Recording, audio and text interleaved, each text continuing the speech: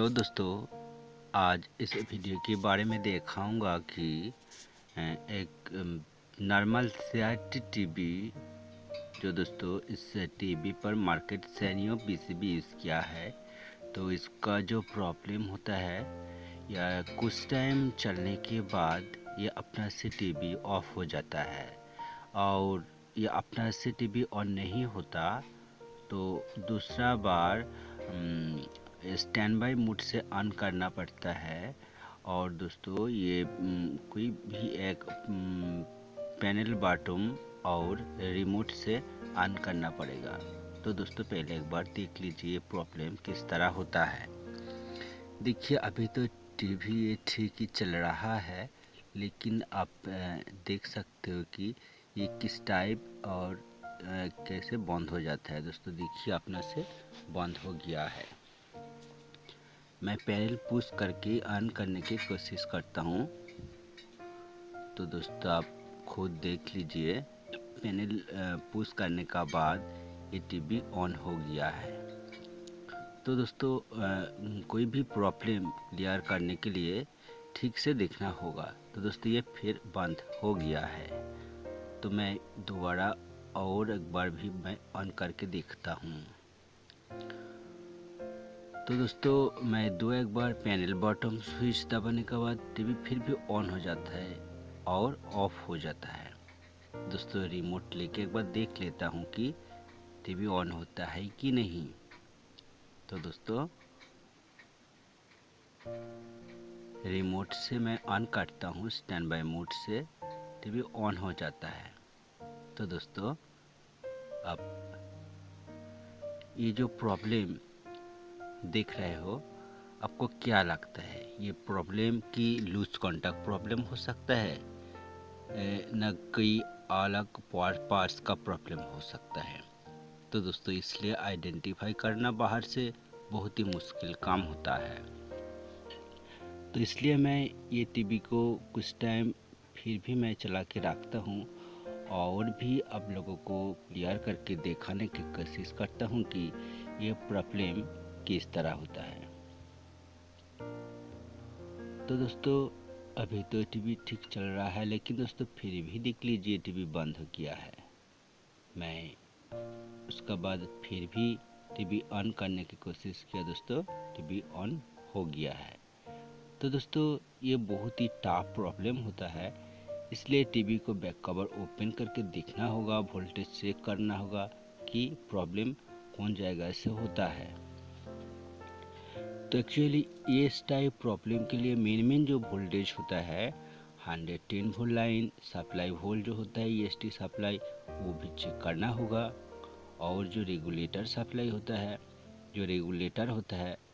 Regulator supply जो 12 volt होता है और जो 5 वोल्ट और 8 वोल्ट सप्लाई होता है वो भी चेक करना होगा, क्योंकि वो वोल्टेज लीकेज सेक्शन लीकेज और ड्रॉप होने के लिए इस तरह प्रॉब्लम शो होता है।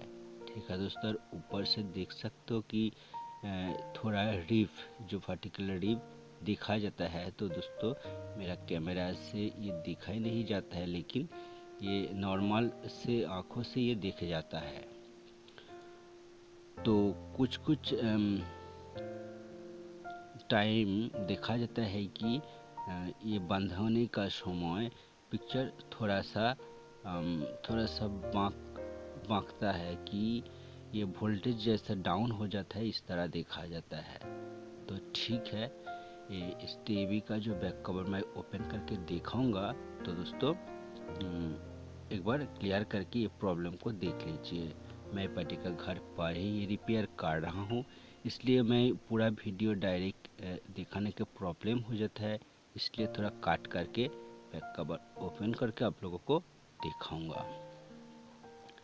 तो दोस्तों ये छोटा सा वीडियो है, मैं कुछ वोल्टेज चेक करने के बाद पार्ट्स चेंज करने का बाद आपको क्लियर कर देगा ये प्रॉब्लम किस तरह कौन सेक्शन से होता है, किसके लिए इस टाइप प्रॉब्लम देखा जाता है। तो दोस्तों मैं ये प्रॉब्लम सॉल्व करने के लिए बहुत टाइम ये टीवी को देखता हूँ।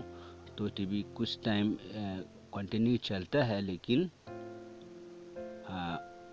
कुछ टाइम बाद ये बंद हो जाता है। तो दोस्तों मैं एक बार स्टैंड बाय मोड से ऑफ कर देता हूँ और ऑन करने के देखता हूँ। तो दोस्तों ये टीवी ऑन हो जाता है।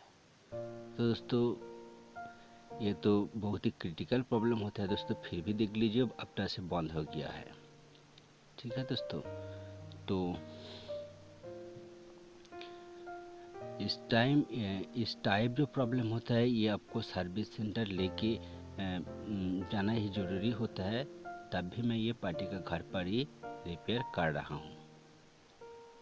तो दोस्तों मैं बैक कवर ओपन कर लिया है और ये देख लीजिए नॉर्मल 14 इंच CRT टीवी होता है और ये जो मार्केट PCB इस पर यूज़ किया है। और इसका जो वायरिंग दिख रहा है वो बहुत ही टॉप वायरिंग होता है कि बहुत दिनों तक ये टीवी ओपन नहीं किया है।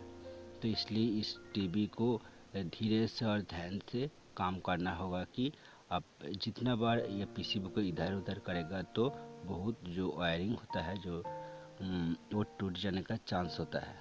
ठीक है दोस्तों, एक बार देख लीजिए इसका जो कंडीशन होता है PCB का। तो ठीक है दोस्तों, मैं आइडेंटिफाई किया है जो 110 वोल्ट का लाइन होता है उस पर एक कैपेसिटर होता है।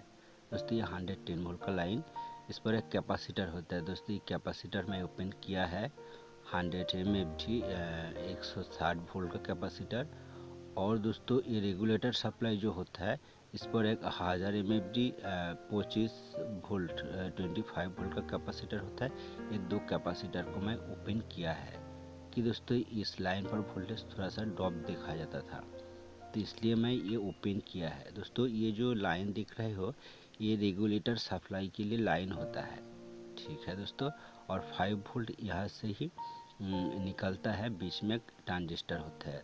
तो दोस्तों ये दो पार्ट्स को मैं चेंज करूँगा। तो ये सेक्शन के बारे में मेरे चैनल पर बहुत वीडियो है, मैं डिस्क्रिप्शन बॉक्स पर लिंक दे देगा ये सेक्शन को क्लियर देखने के लिए। ठीक है दोस्तों, तो 8 वोल्ट और 5 वोल्ट डिटेल इसका ऊपर मेरे चैनल पर एक वीडियो है, डिस्क्रिप्शन बॉक्स पर लिंक दे देगा। तो दोस्तों ये दो पार्ट्स मैं नया लगाने के बाद ये टीवी 1 घंटा का ऊपर मैं चलाया और ये देखा कि टीवी बिल्कुल ओके चल रहा है। तो दोस्तों अब देख लीजिए ये जो कैपेसिटर होता है, एक कैपेसिटर का पोजीशन एक बार देख लीजिए बाएं साइड, और ये जो कैपेसिटर होता है इसका पोजीशन एक बार देख लीजिए। ठीक है दोस्तों, तो ये दो कैपेसिटर ही मैं चेंज किया है। और दोस्तों एक बार क्लियर करके दिखाता हूँ, एक बार देख लीजिए ये सिर्फ दो कैपेसिटर मैं सिर्फ चेंज किया है। तो दोस्तों ये 1 घंटा का ऊपर मैं चलाया, उसका बाद ये थोड़ा सा वीडियो मैं आपको दिखाता हूँ। तो दोस्तों ये वीडियो अच्छा लगे तो प्लीज़ एक लाइक कर दीजिए, और ये चैनल पर आप नया है तो प्लीज़ ये चैनल को सब्सक्राइब करके रखिए। दोस्तों अभी तो लॉकडाउन चल रहा है, इसलिए मेरे जो सर्विस सेंटर तो बंद है, तो मैं कुछ काम पार्टी के घर पर ही मैं रिपेयर करता हूँ। तो ठीक है, इस वीडियो के बारे में आपको थोड़ा नॉलेज मिल जाएगा। तो दोस्तों ये वीडियो पूरा देखने के लिए आपको मैं धन्यवाद देता हूँ। और दोस्तों मेरे वीडियो देखने के बाद आप जब कमेंट करें तो दोस्तों नया कमेंट कर दीजिए। कमेंट का अंदर आप कमेंट जब करें तो उसका कमेंट का जो नोटिफिकेशन मेरा पास नहीं आता है, तो इसलिए दोस्तों आप नया कमेंट कर दीजिए। और दोस्तों मेरा एक फेसबुक पेज का लिंक है, मैं डिस्क्रिप्शन का बॉक्स का अंदर दे देता हूँ। तो आप चाहे तो फेसबुक पेज पर आ सकते हो, और लॉन्ग कमेंट आप जब करें तो फेसबुक पेज पर ही कर दीजिए, क्योंकि यूट्यूब पर लॉन्ग कमेंट कभी कभी शो नहीं होता है।